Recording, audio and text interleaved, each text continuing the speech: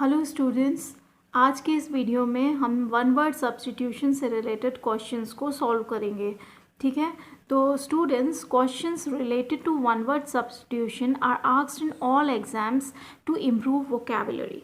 मतलब वोकैबुलरी में इम्प्रूवमेंट के लिए सभी एग्ज़ाम्स में, जो भी कॉम्पिटिटिव एग्ज़ाम्स हैं जहाँ पे ग्रामर पूछी जाती है, वहाँ पर क्या है, इस तरह के क्वेश्चंस को पूछा जाता है। तो सबसे पहले हम वन वर्ड सब्स्टिट्यूशन को समझने से पहले हम सब्स्टिट्यूशन जो वर्ड दिया हुआ है, जो शब्द सब्स्टिट्यूशन है, इसका मीनिंग समझते हैं कि ये क्या होता है। तो जो सब्स्टिट्यूशन है इसका मीनिंग होता है प्रतिस्थापन। हिंदी में हम क्या कहेंगे? प्रतिस्थापन। और इंग्लिश में इसे हम दूसरे शब्दों में कह सकते हैं रिप्लेसमेंट। ठीक है, रिप्लेसमेंट क्या होता है? The action of replacing someone और समथिंग विद अनदर पर्सन और थिंग। मतलब किसी व्यक्ति के या किसी चीज़ के स्थान पर दूसरे व्यक्ति या वस्तु को रखना, यानी किसी की पोजीशन को ले लेना, उसे हम करना कह देंगे। ठीक है, तो अब हम सब्स्टिट्यूट जो वर्ड है उसका यूज़ हम सेंटेंसेस में देखते हैं। हमने यहाँ पर 2 एग्जांपल्स लिए हैं जिसके थ्रू हम सब्स्टिट्यूशन वर्ड को सीखेंगे कि कैसे यूज़ किया जाता है। सेंटेंस नंबर 1 है, I have taken a job as a substitute teacher. इसका मतलब ये हुआ कि मैंने विकल्प के रूप में नौकरी ली है। मतलब किसी टीचर की जगह पे मैं सब्स्टिट्यूट टीचर की तरह मैंने जॉब ली है। जब वो टीचर प्रेजेंट नहीं होगा तब मैं उसकी जगह पे सब्स्टिट्यूट के तौर पे काम करूँगा। तो इस तरह से सेंटेंस में सब्स्टिट्यूट वर्ड का यूज़ किया गया है। I have taken a job as a substitute teacher. ठीक है, सेंटेंस नंबर 2 देखिए, there is no substitute for hard work. There is no substitute for hard work. इसमें ये कहा गया है कि जो कठिन परिश्रम है, जो हार्ड वर्क है, उसका कोई सब्स्टिट्यूट नहीं होता, उसे हम किसी चीज़ से रिप्लेस नहीं कर सकते। तो सब्स्टिट्यूट वर्ड का मतलब क्या हुआ, इससे हम समझे, इन सेंटेंसेस को देखने के बाद हम समझे कि सब्स्टिट्यूट वर्ड का मतलब होता है प्रतिस्थापन या replacement. Now I'll make you understand what one word substitution means. One word substitution का क्या अर्थ होता है, चलिए अपन देखते हैं। यहाँ पे देखो उसका मीनिंग लिखा हुआ है, आप देख सकते हैं स्क्रीन पे। क्या मीनिंग है? To write a meaningful word to reveal the complete expression of group of words. ठीक है, ग्रुप ऑफ वर्ड्स। तो यानी कि टू रिवील मीन्स होता है प्रकट करने के लिए या शो करने के लिए। तो to write a meaningful word to reveal the complete expression of group of words. ठीक है, तो इसका क्या मीनिंग हुआ? इसका मीनिंग हुआ कि किसी ग्रुप ऑफ वर्ड्स यानी शब्द समूह के कंप्लीट एक्सप्रेशन, पूर्ण भाव को प्रकट करने के लिए एक मीनिंगफुल वर्ड लिखना। मीनिंगफुल वर्ड मतलब एक सार्थक शब्द लिखना जिसका कोई अर्थ निकलता हो। तो किसी शब्द समूह के या ग्रुप ऑफ वर्ड्स के कंप्लीट एक्सप्रेशन को प्रकट करने के लिए एक मीनिंगफुल वर्ड को लिखना, यही क्या कहलाता है? One word substitution.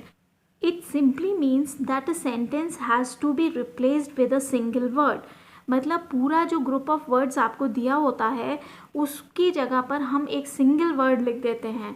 सिंपली अगर हम ये कहें कि पूरा एक हमें सेंटेंस या फ्रेज दिया होगा या कुछ भी, तो उसकी जगह हम एक सिंगल वर्ड को रख देंगे, को रिप्लेस कर देंगे। तो इसी को हम क्या कहते हैं? वन वर्ड सब्स्टिट्यूशन कहते हैं। Let's see with the help of some examples. आपके सामने एग्जाम्पल है फिट टू बी ईटन। पहला एग्जाम्पल आपके सामने दिया हुआ है फिट टू बी ईटन। इसका क्या मतलब होता है कि जो खाने के लिए योग्य होना, यानी खाने के लिए फिट होना। तो इसका जो सब्स्टिट्यूट होगा एडिबल होगा। क्या होगा? एडिबल। तो एडिबल मतलब भी होता है कि खाने योग्य। तो या तो हम फिट टू बी ईटन लिख सकते हैं या फिर हम एडिबल लिख सकते हैं। ठीक है, तो सेकेंड एग्जाम्पल आपके सामने दिया हुआ है अ प्लेस फॉर बीज। मतलब जहाँ पर बीज रहती हैं ऐसी जगह, तो उसको हम क्या कह सकते हैं? हाइव कह सकते हैं। तो चाहे हम वो लिख दें कि अ प्लेस फॉर बीज या फिर हम लिख दें हाइव। ठीक है, हाइव किसे कहते हैं? मधुमक्खी के छत्ते को कहते हैं। तो इस तरह से हम वन वर्ड सब्स्टिट्यूशन के क्वेश्चंस को सॉल्व कर सकते हैं। Let's solve our questions now. Sentence 1 है, a person who pursues an art, games और sport for pleasure not for money. इसके लिए सब्स्टिट्यूट क्या होगा? जो कि सेम मीनिंग हो इस सेंटेंस का, जो इस सेंटेंस का मीनिंग हो वो ही सब्स्टिट्यूट का मीनिंग होगा। तो कौन सा वर्ड यहाँ पे हम सब्स्टिट्यूट जैसे लगाएंगे स्टूडेंट्स? इसका सब्स्टिट्यूट होगा स्टूडेंट्स एमेचर। क्या होगा? एमेचर। एमेचर किसे कहते हैं?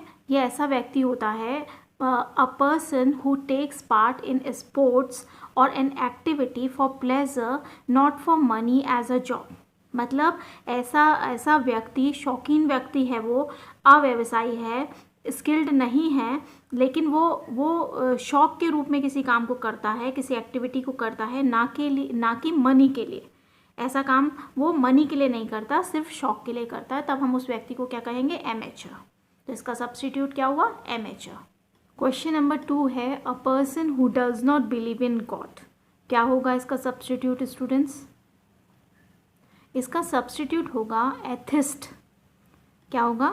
एथिस्ट। एथिस्ट का क्या हिंदी मीनिंग होता है? हिंदी मीनिंग होता है नास्तिक। नास्तिक मतलब कि जो भगवान में विश्वास नहीं करता। अ person who does not believe in the existence of God. Existence means अस्तित्व, भगवान के अस्तित्व में विश्वास ना करे वो व्यक्ति, मतलब वो ये कहे कि भगवान नहीं है, तो ऐसे व्यक्ति को हम क्या कहेंगे? एथिस्ट या नास्तिक।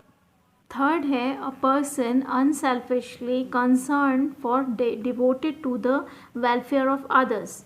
अ person unselfishly concern for devoted to the welfare of others. क्या सब्स्टिट्यूट होगा इसका? कंसर्न वर्ड जो दिया है इसका मीनिंग होता है चिंतित होना, चिंता करना, ठीक है। और जो वेलफेयर दिया है, भलाई, किसी की भलाई बोलते हैं, इसका मीनिंग होता है भलाई। तो क्या होगा इसका सब्स्टिट्यूट? इसका सब्स्टिट्यूट होगा स्टूडेंट्स एल्ट्रुइस्ट। क्या होगा? एल्ट्रुइस्ट। ये एक नाउन है एल्ट्रुइस्ट। इसका मतलब होता है दूसरों की भलाई करने वाला, यानी कि परोपकारी। ऐसा व्यक्ति जो दूसरों की भलाई करता हो, परोपकारी। तो इसके लिए इस पूरे सेंटेंस का वन वर्ड सब्स्टिट्यूशन क्या हुआ? Altruist. Okay, let's see what is the next sentence. Sentence number 4, allowance paid to wife on legal separation. क्या होगा इसका सब्स्टिट्यूशन? इसका सब्स्टिट्यूट होगा स्टूडेंट्स एलिमनी। क्या होगा? एलिमनी। एलिमनी मीन्स होता है निर्वाह निधि। क्या होता है? निर्वाह निधि। Money that you have to pay by law to your former wife और हस्बैंड आफ्टर गेटिंग डिवोर्स्ड। मतलब तलाक के बाद जो पूर्व पति या पत्नी है उसको कानूनन दिए जाने वाला धन या फिर उसके गुजारे के लिए जो भत्ता दिया जाता है उसे हम कहते हैं alimony. Money that you have to pay by law के अकॉर्डिंग आप उसे पे कर रहे हैं टू योर फॉर्मर वाइफ और हस्बैंड आफ्टर गेटिंग डिवोर्स्ड। मतलब पहले के पति और या पत्नी को डिवोर्स के बाद जो आप पैसा पे कर रहे हैं अपनी तनख्वाह के हिसाब से, उसे हम क्या कहेंगे? एलिमनी कहेंगे। सेंटेंस नंबर 5 है a person appointed by the two parties to solve a dispute. A person appointed by two parties to solve a dispute. Dispute means झगड़ा। क्या होगा सब्स्टिट्यूट? इसका वन वर्ड सब्स्टिट्यूशन होगा आर्बिट्रेटर।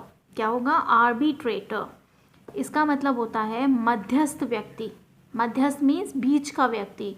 जैसे मान लो दो पक्ष हैं, उनके बीच विवाद हो रहा है, तो उनके विवाद को निपटाने के लिए जिस व्यक्ति को नियुक्त किया जाए उसे हम कहेंगे मध्यस्थ व्यक्ति। A person who is chosen to settle an argument between two people और टू ग्रुप्स ऑफ पीपल।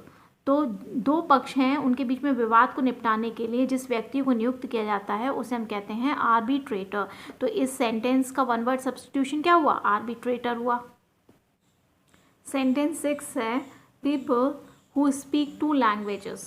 ये तो बहुत ही सरल है, आपको जानते ही होंगे इसका वन वर्ड सब्स्टिट्यूशन क्या होगा। इसका वन वर्ड सब्स्टिट्यूशन होगा बाइलिंगुअल। क्या होगा? बाइलिंगुअल। ये एक एडजेक्टिव है। इसका क्या मतलब है? ये मतलब विशेषता है किसी व्यक्ति की। कोई व्यक्ति द्विभाषी है, मतलब दो भाषाओं को वो जानता है। तो people who speak two languages उसे हम क्या कहेंगे? बाइलिंगुअल। यानी able to speak two languages equally well, यानी दो भाषाओं को बहुत अच्छी तरह बोल सकता है वो, तब हम उसे क्या कहेंगे? Bilingual. Let's look at the next sentence which is one who knows many languages. अभी दो लैंग्वेज के लिए अपन ने सीखा बाइलिंगुअल, अब है one who knows many languages. जो बहुत सारी लैंग्वेजेस जानता है उसको हम क्या कहते हैं? इसका सब्स्टिट्यूट होगा स्टूडेंट्स लिंग्विस्ट। क्या होगा? Linguist. One who knows many languages, उसे हम क्या कहेंगे? लिंग्विस्ट, यानी विदेशी भाषाओं का अच्छा जानकार।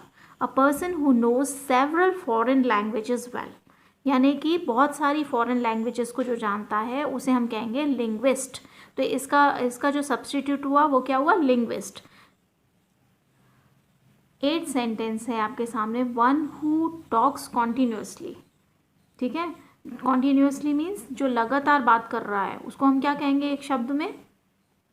उस having a tendency to talk a lot, क्या कहेंगे? उसको कहेंगे लिक्वेशियस। क्या कहेंगे? लिक्वेशियस।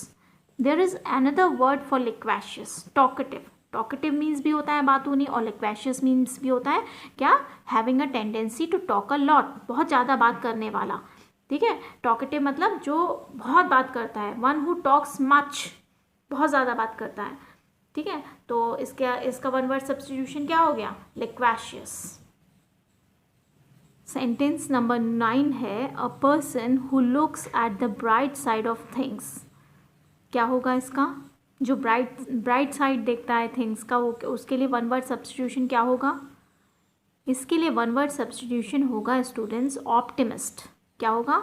ऑप्टिमिस्ट मतलब आशावादी, जो कि अच्छे परिणाम में विश्वास रखता हो, परिणाम में, यानी कि अच्छे रिजल्ट में विश्वास रखता हो, तो उसे हम क्या कहेंगे? आशावादी या ऑप्टिमिस्ट, ठीक है।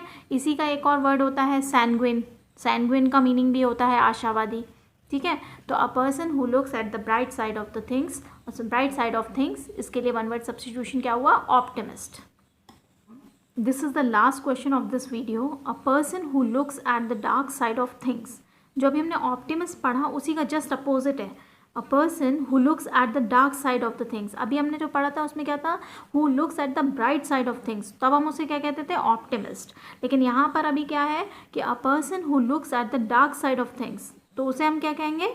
उसे हम कहेंगे, उसके लिए सब्स्टिट्यूट है पेसिमिस्ट। क्या है? पेसिमिस्ट। पेसिमिस्ट क्या है? A person who always thinks that bad things will happen और that something will be not be successful.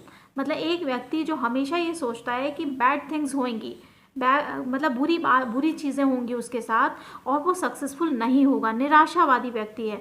व्यक्ति जो संसार को निराशा या उदासीनता की दृष्टि से देखता है, यानी कि नेगेटिविटी से देखता है, तो उस व्यक्ति को हम क्या कहते हैं? पेसिमिस्ट कहते हैं, ठीक है। आशावादी को हम कहते हैं ऑप्टिमिस्ट, और निराशावादी को हम क्या कहेंगे? पेसिमिस्ट। तो person who looks at the dark side of things, तो उसको क्या कहेंगे? पेसिमिस्ट कहेंगे। तो इसका सब्स्टिट्यूट क्या हुआ? पेसिमिस्ट हुआ। Friends, do not forget to like, share and subscribe our channel. Press the bell icon so that you can get to know our new updates. Thank you.